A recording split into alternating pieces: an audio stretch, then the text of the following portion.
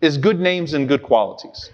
And this is a special sunnah that we find amongst the Prophet ﷺ, amongst the companions, amongst his family. And subhanAllah, it's actually a good practice from the Arabs in Jahiliyyah that some of them would think about these things, and that they would name their children or give them nicknames after qualities that they wanted them to aspire to. I mentioned Ali ibn Abi Talib radiyallahu ta'ala anhu when I spoke about Ali on Tuesday in our series. And I said I wanted to talk a little bit about his names. Abu Talib, this is in the days of ignorance. He's not doing this from a Sahabi perspective, but it's a beautiful practice. Abu Talib wanted to name his children after certain qualities.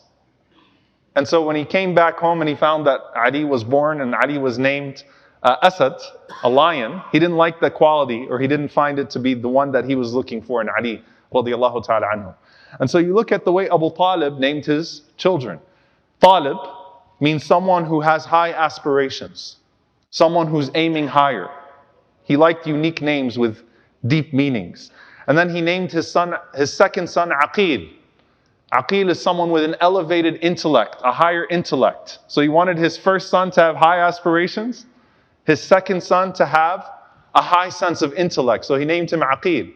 And then when Ja'far was born, Ja'far means someone who has an elevated, it actually technically in the Arabic language refers to a cow or an animal that gives extra milk.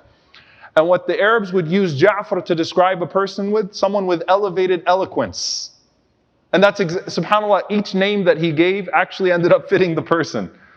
So he wanted him to be someone with an elevated intellect, someone with an elevated speech, someone that could speak well, that had knowledge, elevated knowledge. And Ja'far radiallahu anhu fit the comparison. He lived up to his name. And then he named Ali, Ulu al-Sharaf, someone with a higher nobility, who would be elevated in his nobility. And what more do you want than a man who the Prophet ﷺ says, Huwa minni wa ana minhu. He is of me and I am of him. Raising the sharaf, raising the nobility. And yes, he had daughters too, by the way. Very interesting, the names he chose for his daughters. He chose his first daughter, he named her Fakhita. Fakhita in the Arabic language means a bird that spreads her wings wider and hence flies above the rest. And then he named his second daughter Jumana, which means a gem that is of higher value.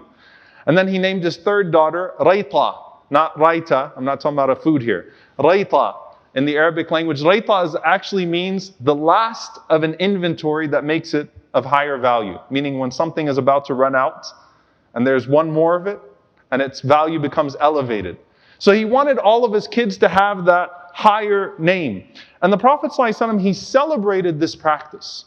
It's actually something that's often lost. He celebrated the practice of good names, made it a sunnah from this ummah to actually give good names and good nicknames and good qualities that people actually can live up to, both individually and collectively. So we know the hadith of Umar ibn Khattab radiyallahu anhu, where the son complained about his father, and one of the complaints was, he didn't give me a good name.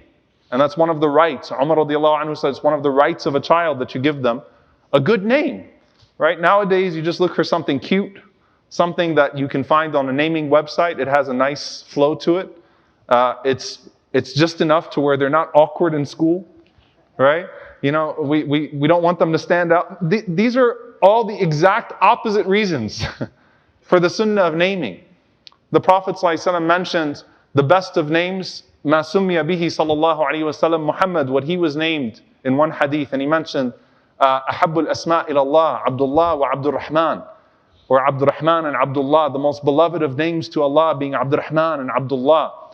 أصدق الأسماء الحارث والهمام, the most truthful of names, Al-Harith and Hammam, the one who plows the field, and then the one who aspires with what has been planted. And this is a sunnah that should not be lost. That we name our kids, or when we're asked to name, for advice on names, but we should revive this tradition of the actual physical names. And please, no one go home and change your name or call your parents and say you didn't give me a good name. That's lost. If you're already named, and unless you have a name that's haram, it's okay. Live by a quality instead.